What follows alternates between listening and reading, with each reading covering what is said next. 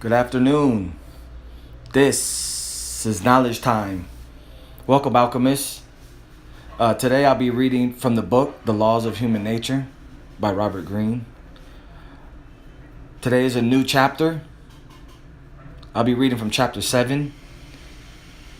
Soften people's resistance by confirming their self-opinion. The law of defensiveness.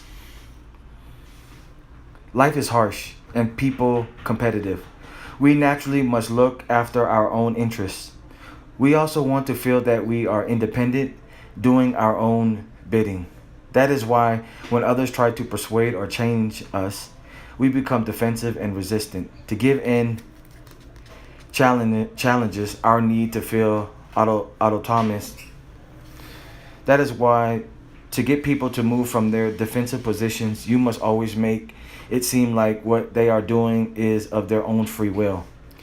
Creating a feeling of mutual warmth helps soften people's resistance and makes them want to help. Never attack people for their beliefs or make them feel insecure about their intelligence or goodness. That will only strengthen their defensiveness and make your task impossible. Make them feel that by doing what you want, they are being noble and altruistic, the ultimate lure. Learn to tame your own stubborn nature and free your mind from its defensive and closed positions, unleashing your creative powers. Part 1. The Influence Game. In December 1948, Senator Tom Connally of Texas received a visit from the newly elected second senator of the state, Lyndon Baines Johnson, 1908 to 1973. Johnson had previously served as a Democratic congressman in the House of Representatives for 12 years and had earned a reputation as a politician with high ambitions who was quite impatient to realize them. He could be brash, opinionated, and even a bit pushy. Connally knew all of this, but he was willing to judge Johnson for himself. He studied the young man closely. Connally was 31 years old. He had met him before and thought him rather astute. But after exchanging a few pleasantries, Johnson revealed his true motives. He was hoping to get a seat on one of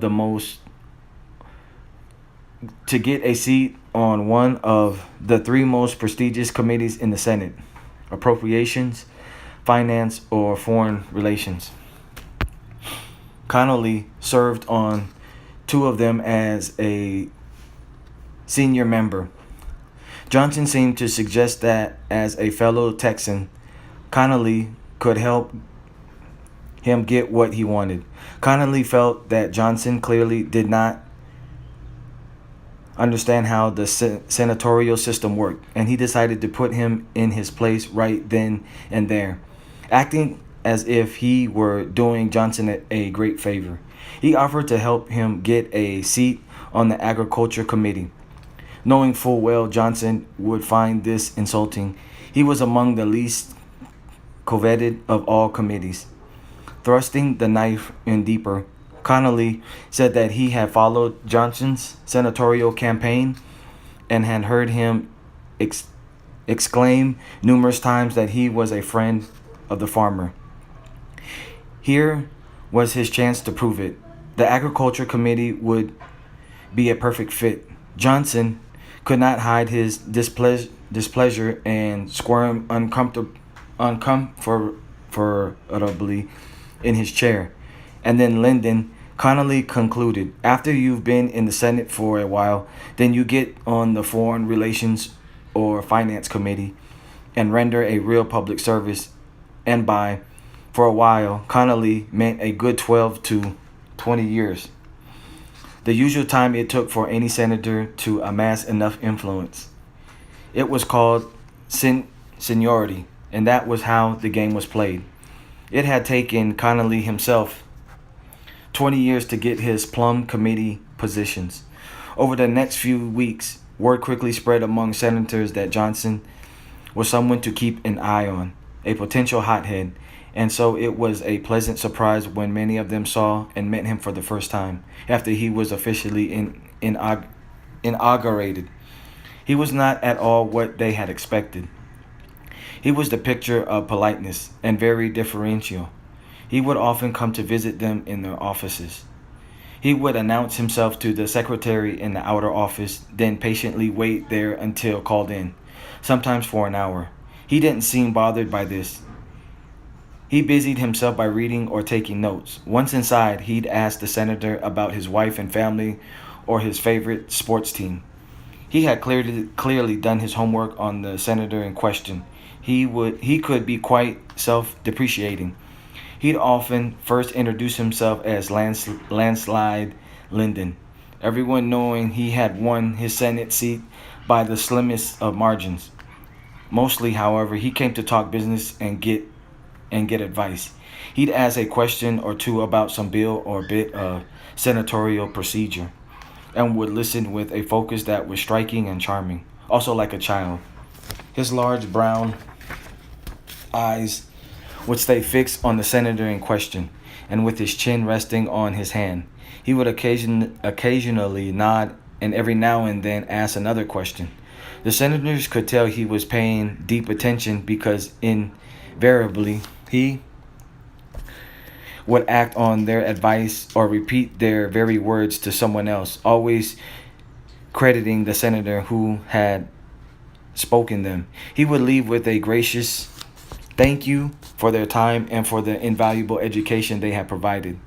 This was not the spirited hothead they had heard so much about, and the contrast redounded to his credit.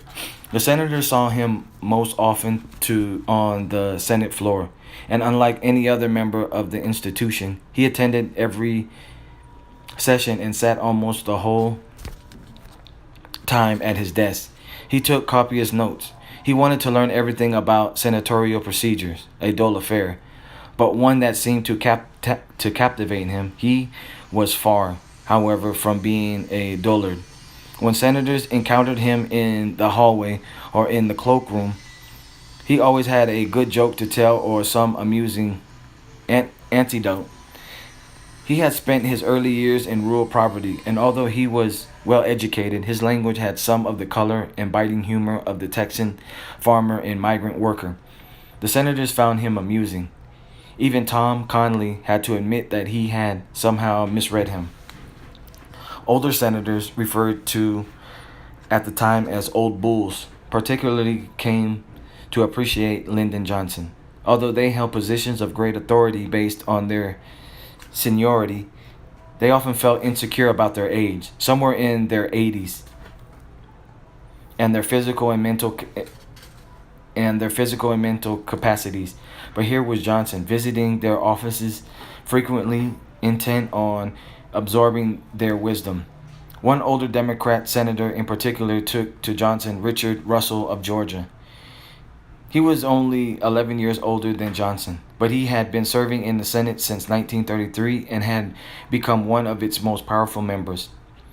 They had gotten to know each other because Johnson had requested and received a seat on the Armed Services Committee, on which Russell was second in seniority. Russell crossed paths with Johnson in the cloakroom, in the corridors, on the Senate floor. He seemed to be everywhere. And although Johnson visited Russell in his office almost every day, Russell came to enjoy his presence. Like Russell, Johnson was mostly all business and full of questions on arcane Senate procedures. He began to call Russell the old master, and he would often say, "Well, that's a lesson from the old master. I remember that."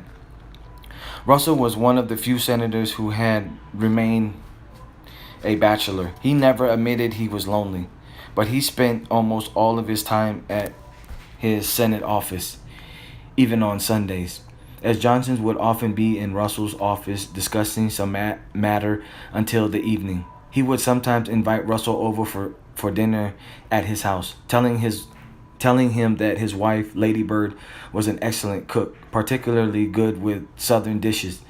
The first few times, Russell politely refused, but finally he relented and he soon became a weekly regular at the Johnson house. Lady Bird was charming, and he quickly took to her. Slowly, the relationship between Russell and Johnson deepened. Russell was a baseball fanatic, and to his delight, Johnson confessed a weakness for the sport as well. Now they would go together to night games of the Washington Senators. A day would not pass in which they did not see each other, as the two of them would often be the only senators in their offices working on the weekends. They seemed to have so many interests in common, including the Civil War, and they thought alike on so many issues dear to Southern Democrats, such as their opposition to a civil rights bill.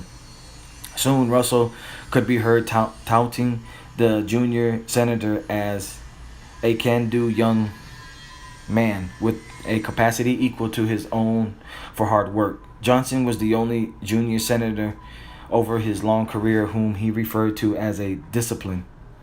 But the friendship went deeper than that. After attending a hunting party that Johnson had organized in Texas, Russell wrote to him, "Ever since I reached home, I have been wondering if I would wake up and find that I had just been dreaming that I had made a trip to Texas. Everything was so perfect that it is difficult to realize that it could happen in real life." In 1950, the Korean War broke out, and there was pressure on the Armed Services Committee to form a subcommittee to investigate the military's preparedness for the war. Such a subcommittee had been formed during World War II and chaired by Harry Truman, and it was through that chairmanship that Truman had become famous and risen to power. The current chairman of the Armed Services Committee was Senior Millard Tydings of Maryland. Tydings would naturally assume the chairmanship of the subcommittee since it would be a great platform for publicity. Johnson approached Tydings with a proposal. Tydings was facing a re-election campaign that year, and Johnson offered to chair the subcommittee only up to the time of the election, allowing Tydings to focus on winning it. Then he would step aside and let Tydings have the position. Tydings, protected of the powers he had accrued, declined Johnson's offer, but then Dick Russell met with him and said something to cause Tydings to change his mind. Johnson was named the chairman, a stunning coup for a senator who had been on the job for only a year and a half, and he would hold on to the job for quite a while, as Tydings lost his re-election bid. As chairman, Johnson was suddenly receiving national public exposure, and journalists covering the Senate discovered that he was a master at handling the press. He carefully guarded the findings of the subcommittee, allowing no leaks to journalists. He surrounded its work with tremendous mystery and drama, giving the impression that the committee was uncovering some real dirt on the military. He doled out information and reports to a select group of powerful journalists who had written articles that he had approved of. The other journalists had to fight for new crumbs he designed to offer.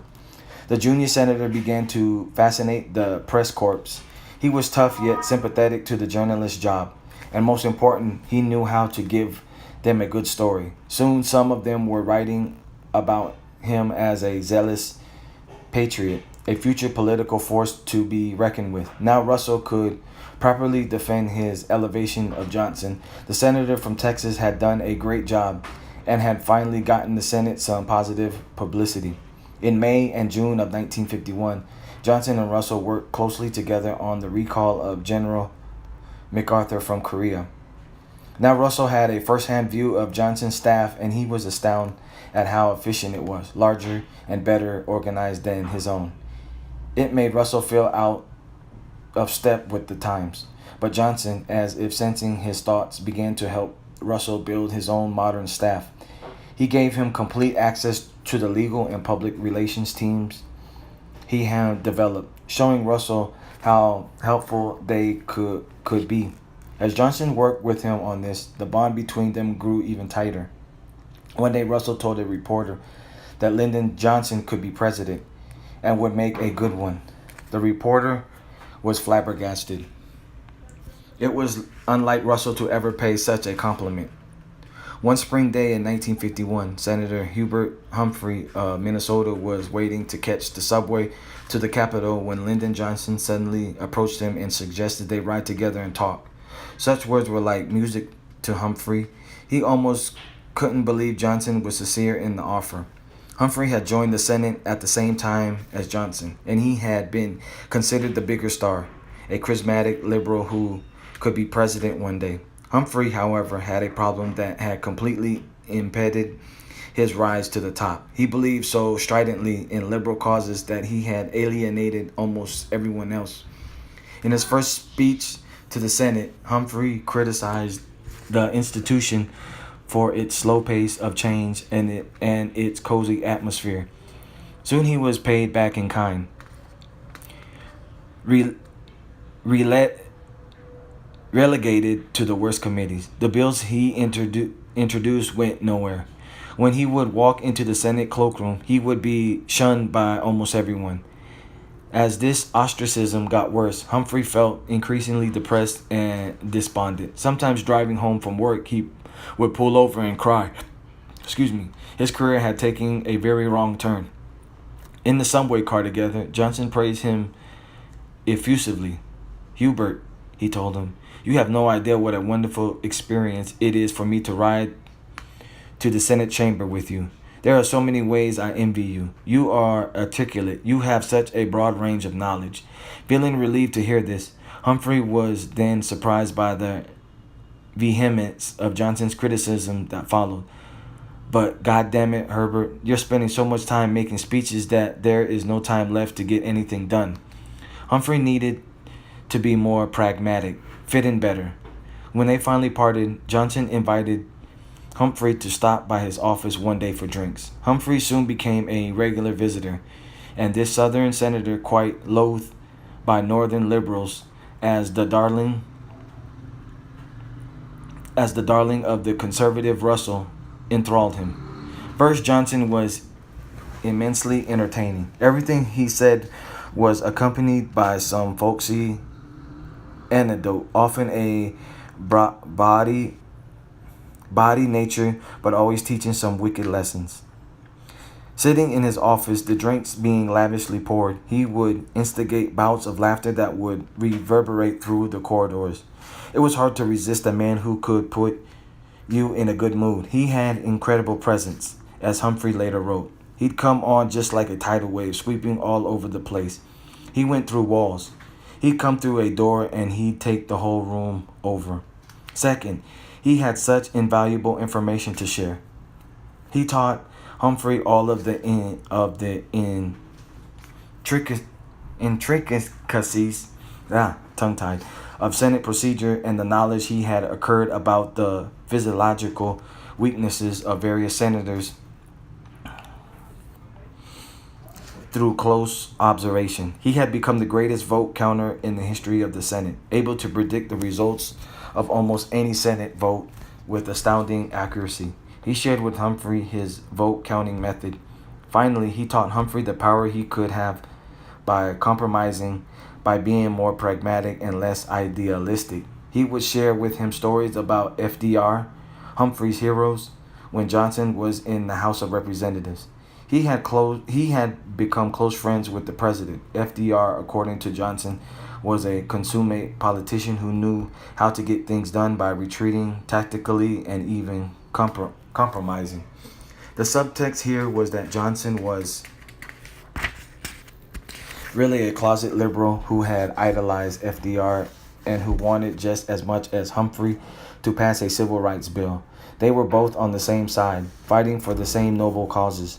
Working with Johnson, there was no limit to how high Humphrey could rise within the Senate and beyond.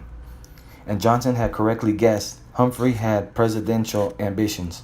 Johnson himself could never become president, or so he said to Humphrey, because the nation was not ready for a president from the South. But he could help Humphrey get there. Together they would make an unbeatable team. What sealed the deal for Humphrey, however, was how Johnson proceeded to make his life easier within the Senate. Johnson talked to his fellow Southerner Democrats about Humphrey's intelligence and humor, how they had misread him as a man. Having softened them up in this way, Johnson then reintroduced Humphrey to these senators, who found him charming. Most important of all, he got Russell to change his mind, and Russell could move mountains. Now that Now that he was sharing drinks with the more powerful senators, Humphrey's loneliness faded away. He felt compelled to return the favor and to get many Northern liberators to change their minds about Johnson, whose influence was now beginning to spread like an invisible gas. In 1952, the Republicans swept into power with the election of Dwight D. Eisenhower as president, taking in the process control of the Senate and the House. One of the casualties in the election was Ernest McFarland of Arizona, the former Democratic leader in the Senate. Now that the leadership position was vacant, the scrambling for his replacement began. Johnson suggested that Russell himself take the position, but Russell declined. He could have more power operating behind the scenes. Instead, he told Johnson he would be the next leader, and Russell could make it happen.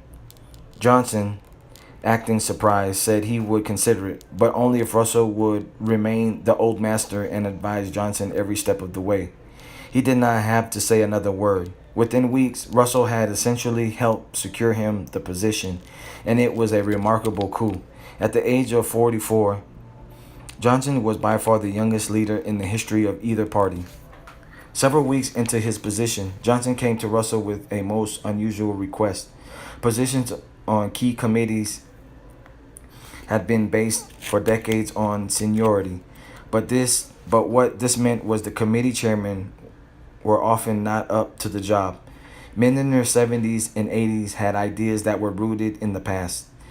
They did not have the stomach for a big fight. Now with the Republicans in full control, they were planning on rolling back some of FDR's greatest achievements with the New Deal and in foreign policy.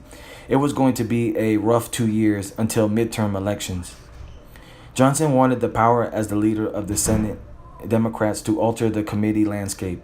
He was not advocating anything radical. He would shift here and there a few committees and chairmanships, bringing in some fresh blood, such as the newly elected Senator John Kennedy and Hubert Humphrey, whom he wanted to get on the Foreign Relations Committee. These younger men would give a fresh public face to the party and bring some energy in combating the Republicans. Russell could see the wisdom in this, and he gave Johnson his tacit approval. But he also warned him, "You're dealing with the most sensitive thing in the Senate. You're playing with dynamite." Johnson approached other older senators. Some were easy to convince, such as Senator Robert Byrd, who had a great fondness for the new leader. Liberals came on board with these changes, thanks to the work of Humphrey, who now had tremendous power as the liaison between Johnson and the Northerners. Others were much more recalcitrant. Johnson, however, would not give up the fight. With those who continued to resist, he went into a higher gear. He became relentless. He would spend hours in his office behind a closed door talking to himself, rehearsing his arguments and the counter-arguments of these stubborn senators until he was sure he had found the perfect approach. To some, he argued pure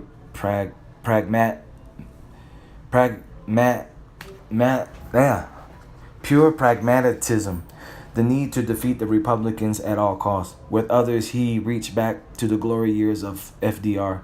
To Southern senators, he made it clear that making the party more powerful and unified would make Johnson's job easier, and that as a fellow Southerner, he would be their ultimate ally in further fights. He served them endless drinks in his office, pulled out the full arsenal of his wit and charm. He would telephone them at all hours. If the senator continued resisting, he would call it again later in the evening.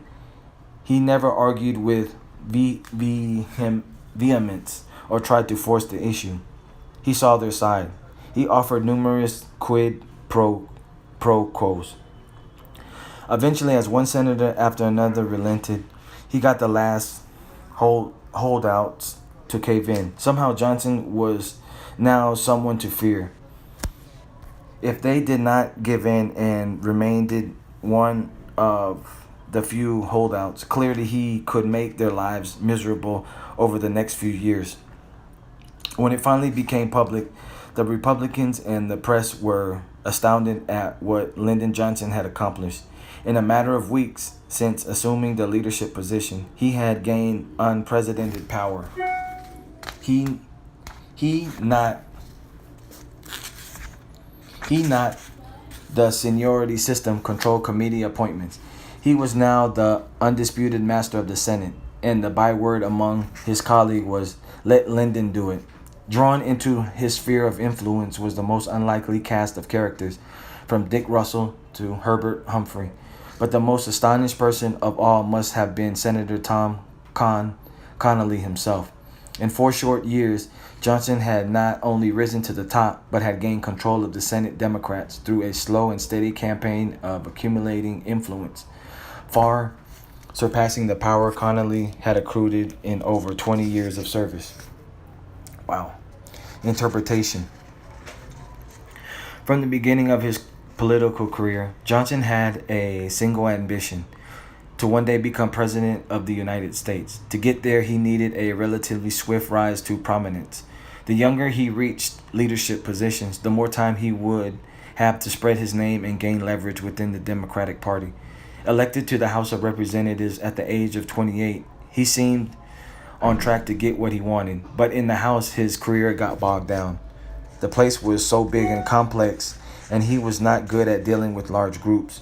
He was not an exciting public speaker. He was much more charming in one-on-one situation. He became frustrated and restless. Finally teaching the Senate at the age of 40, he brought with him his impatience, as evidenced by his meeting with Connally. But shortly before his inauguration, he toured the floor of the Senate and had an epiphany. The place was much smaller. It was more like a cozy club for gentlemen. Here he could work one-on-one and slowly gain power by accumulating influence. To accomplish this, however, he had to transform himself. He was naturally aggressive. He would have to rein this in, slow down, and step back. That's what I'm currently doing. He would have to stop talking so much and getting into heated arguments. Let other people do the talking. Let them feel like the star of the show. Stop thinking of himself. Instead, focus completely on his fellow senators as they talked and talked. Assume the inoffensive front of the junior senator learning the ropes, the serious and somewhat dull student of procedure and legislation. Behind this front, he could observe people without seeming ambitious or aggressive. In this way, he could slowly gain knowledge of the inner workings of the Senate, vote counting, how bills were actually passed, and insights into the various senators, their deepest insecurities and weaknesses. At some point, his deep understanding of the institution would translate into a commodity he could exchange for influence and favors. After several months of his campaign, he was able to alter the reputation he had in the House. He no longer seemed a threat, and with the senators' defenses down, Johnson could escalate his campaign. He turned his attention to winning over key allies, as he had always believed. Having one key ally at or near the top of the hierarchy could move mountains. Early on, he spotted Senator Russell as the perfect target. Lonely, a believer in a cause without any real disciplines, and very powerful. Johnson genuinely liked Russell, and he was always in search of father figures. But his attention and approach were highly strategic. He made sure he got appointed to the Armed Services Committee, where he would have the most success to Russell. Their constant encounters in the hallway or the cloakroom were rarely accidental, without making it obvious. He slowly increased the hours they spent together. Johnson had never liked baseball and could care less about the Civil War, but he quickly learned to cultivate an interest in both. He mirrored back to Russell his own conservative values and work ethic, and made the lonely senator feel like he had not only a friend but a worshiping son and discipline. Johnson was careful to never ask for favors. Instead, he quietly did favors himself for Russell, helping him to modernize his staff. When Johnson finally wanted something, such as the chairmanship of the subcommittee, he would insinuate his desire rather than directly express it. Russell would come to see him as an extension of his own political ambitions, and at that point he would do almost anything for his acolyte. Within a few years, word got around that Johnson was a masterful vote counter and had inside knowledge on various senators, the kind of information that could be extremely useful when trying to get a bill passed. Now senators would come to him for this information. He would share it with the understanding that at some point he would expect favors in return. Slowly, his influence was spreading, but he realized that his desire to have the dominant position within his party and the Senate had one major obstacle: the Northern liberals. Once again, Johnson chose the perfect target, Senator Humphrey. He read him as a man who was lonely, in need of validation, but who was also tremendously ambitious. The way to Humphrey's heart was threefold: make him feel liked, confirm his belief that he was presidential material, and give him the practical tools to realize his ambitions. As he had done with Russell, Johnson gave Humphrey the impression that he was secretly on his side, mirroring Humphrey's deepest values by sharing his adoration of FDR after several months of his campaign. Humphrey would do almost anything for Johnson. Now with a bridgehead established to the Northern liberals, Johnson had expanded his influence to all corners of the Senate. By the time the leadership position opened up, Johnson had established tremendous credibility as someone who returned favors, who could get things done, and who had very powerful allies. His desires to get control over committee assignments represented a radical change in the system, but he carefully couched it as a way to enhance the Democratic Party and help individual senators in their various battles with Republicans. It was in their interest to hand over power to Lyndon Johnson step by step. He had acquired such influence without ever appearing aggressive or even threatening. By the time those in the party realized what had happened, it was too late. He was in complete control of the chessboard, the master of the Senate.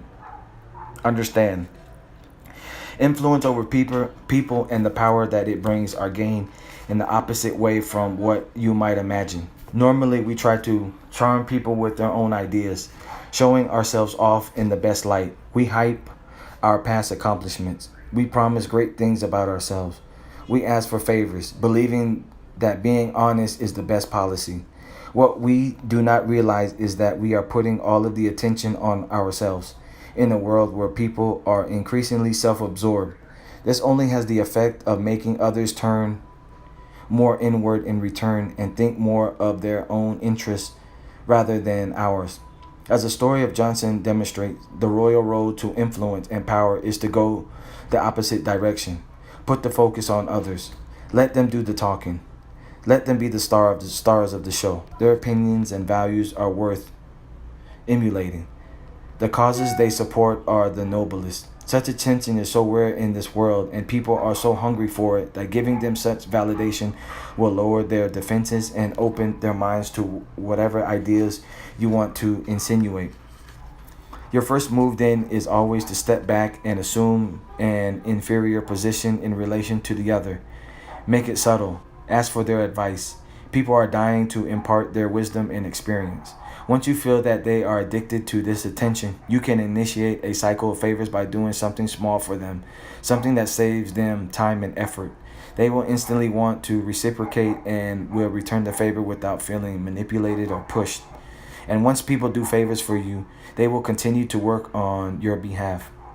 In doing something for you, they have judged you worthy of this, and to stop helping you would mean to call into question their original judgment and their own intelligence, which people are very reluctant to do. Working slowly this way in a group, you will expand your influence without it seeming aggressive or even purposeful, the ultimate disguise for your ambitions. Quote, "The true spirit of conversation consists more in bringing out the cleverness of others than in showing a great deal of it yourself. He who goes away pleased with himself and his own wit is also greatly pleased with you. Most men seek less to be instructed and even to be amused than to be praised and applauded. By Jean de la Bruyere. In conclusion, subscribe to the channel, comment any questions you have, like if the information was inspiring for you, and share this knowledge with other alchemists. Also, follow me on Instagram for more progressive knowledge. You can find me at max_Bugatti_8008. I'm about family first. I'm a global stock investor. I'm a filmmaker. I'm an aerospace botanist. I have a masculine confidence building program. And currently, I'm out here in Cali, Colombia until the 4th of February. What's up, 2019? While you're slaying dragons, I'll be taming them.